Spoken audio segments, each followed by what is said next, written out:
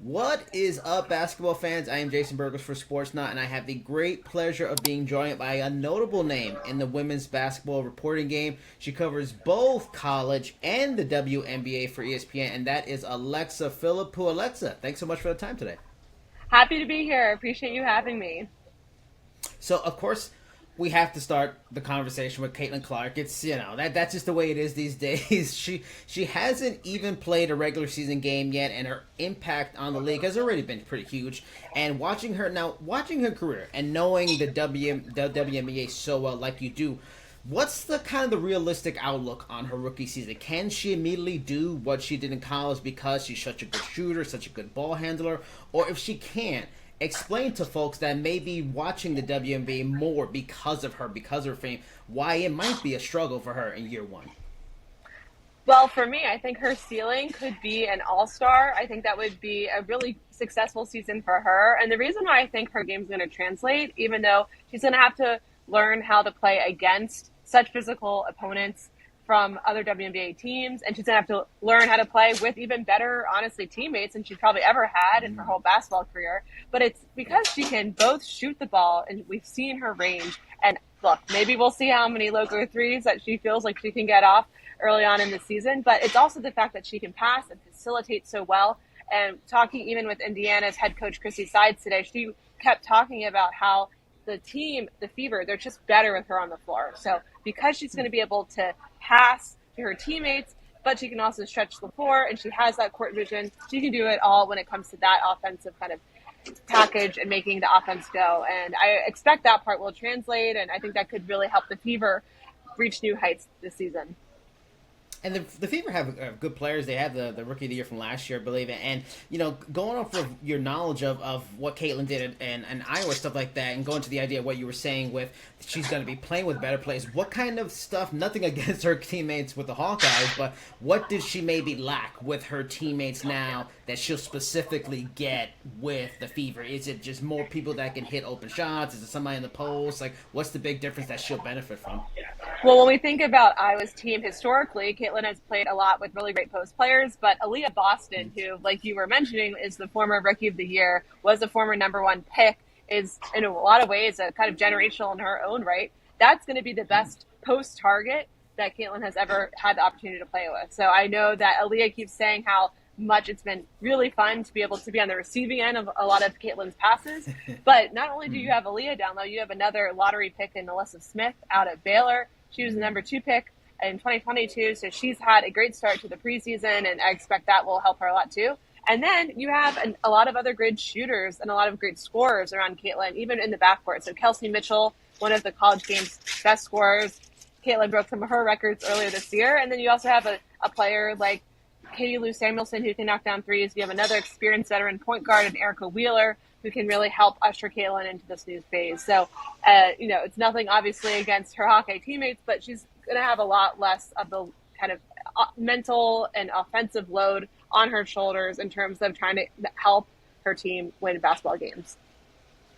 Now, it seems like the Fever have a lot of positive things. That they have a lot of elements that should lead to a good team. I mean, they finished last in the East last year, just a few games out of a playoff spot like that. What do you think? Would it be a surprise if they're not a top 6 or 7? Is that a fair, realistic place they should be now with having Caitlin? The thing with the WNBA is there's so many good teams, and I think even the top 6, it's like really hard to crack into that upper echelon. So I think for the Fever, the way that they've kind of conceptualized it is their goal is to make the playoffs, and the top 8 teams make the playoffs in the WNBA. So if you're in the top 8 of 12, then you're set. So I think the Fever, like you were mentioning, they weren't even a bad team last year. They lost a lot of close games, but now they're so much more talented, both between bringing in Caitlin, but also bringing in some other pieces in the offseason. And they have that year of experience under their belt. So I think their goal will be playoffs. It would be probably a really big surprise if they're able to finish in the upper half of the league. But you never know with a player of her caliber of Caitlin's, and also Leah Boston taking a step forward, how the pieces all mesh together. But it's such a competitive league. We'll just have to wait to find out.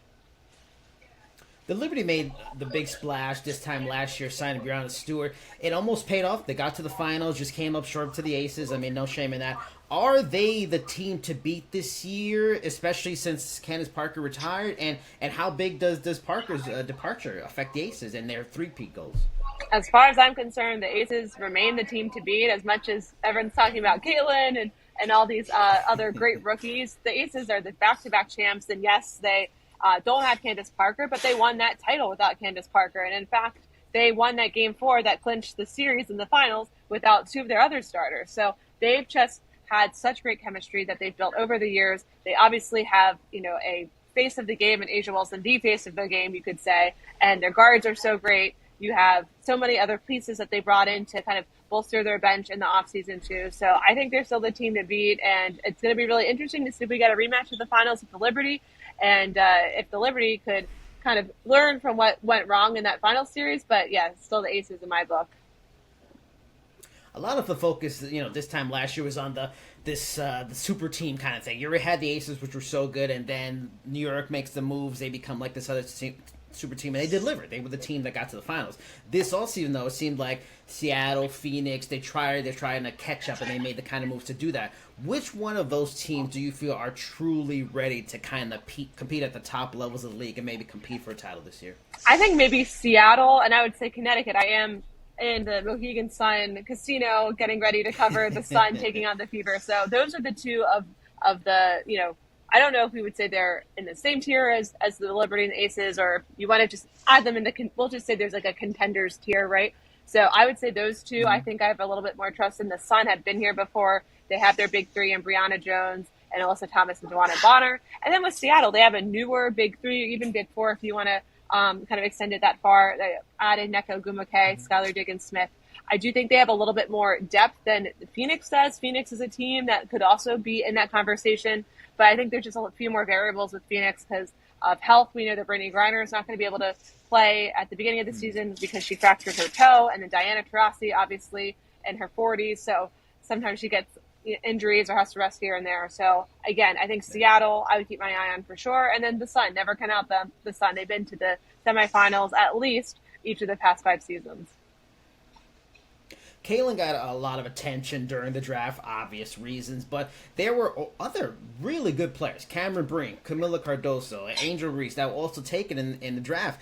Do you think any of those ladies, or maybe another woman that was drafted in the 2024 WNBA draft, maybe have a game that can better transition into WNBA quicker and should be considered serious contenders for Rookie of the Year and may give Caitlin a run for that?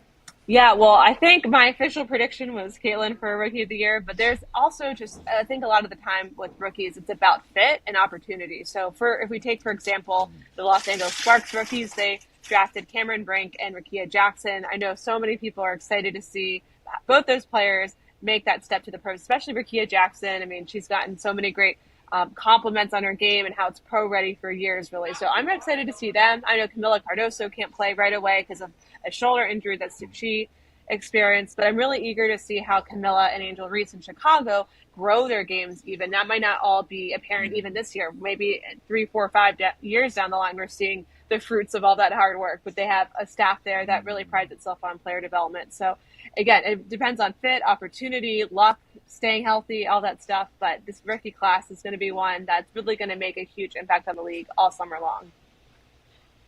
Do you feel that because of it, and like I said, Cameron Brink was talked a lot about during the season and stuff like that. There's a lot of really good players on top teams. Is this one of the best WNBA draft classes of all time, especially because of Caitlin, what she did in college? I think that you could definitely say that. Obviously, when you make that assessment, you kind of want to see how all those players end up panning out in the league, down the line. But I do think it was probably, maybe since the beginning of the league, maybe one of the most hyped or the most hyped draft class that we've seen, and that really said it all, even with the viewership numbers for the draft itself, where there wasn't even a ton of intrigue in terms of where players ended up going. Nothing crazy shocking happened. There weren't any crazy trades, but everyone knew that Caitlin was going to go to the Fever at that point. But it's still, the numbers were exceptional. The engagement just is off the charts. You've seen viewership numbers, you've seen attendance records, even in the preseason. Everything is pointing in such a promising direction for the league. And the rookie class and the fans and the eyeballs that they bring from the college game to the pros has a huge part to deal with that. And now they get to prove it on the court too. And going in the direction of like the impact, what's going to happen long term for the league, it seems like Clark's arrival is coming at a perfect time now. The media rights deal is up next year. CBA is coming up in the fall.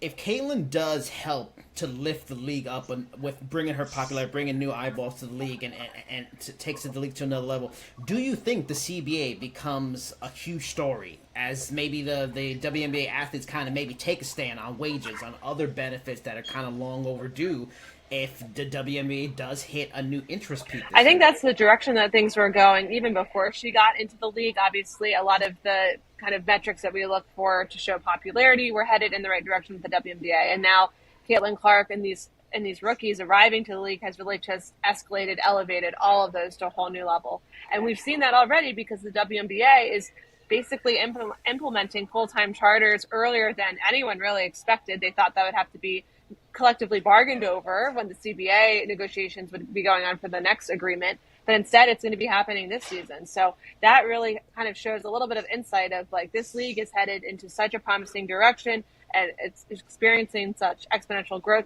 maybe even more so or earlier than many expected. And so that is going to help with the new attention that these rookies are bringing in, allow the players to fight for what they want, whether or not that ends up being wages or changing different policies that are in the league. Obviously, they got charters now, which is a huge thing, but we'll have to see, obviously, how that all pans out, if there's anything they want to adjust from there. So I think that the power is really in the players' hands, and that's something that they're going to really kind of take and run with. And going by how well the numbers did for college basketball because of Caitlin, all these different plays, but obviously what you get best case scenario, and maybe not the title, but Caitlin, Steph Curry in WNBA, and she takes the Fever to the finals. They lose or whatever. Best case scenario, the numbers for the season are great, ratings, the revenue, the tickets, everything's great.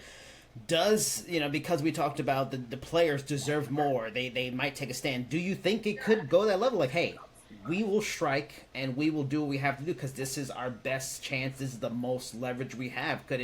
We've seen in other leagues. Could it finally happen here because they deserve to get more? That's the first time I've been asked that question. And I haven't really been able to ask players that per se, or been able to really catch on if that is something that's in their minds. I don't get that sense because I do feel like the league understands that, this is kind of the direction things are going. I think the chartering issue is probably the biggest issue that players have. We did a player survey, and travel was the top issue that they identified when asked about the biggest issues facing the league. So in my mind, I think the league was able to kind of take a lot of pressure off of itself by figuring out the charter issue so early and earlier than anyone really expected.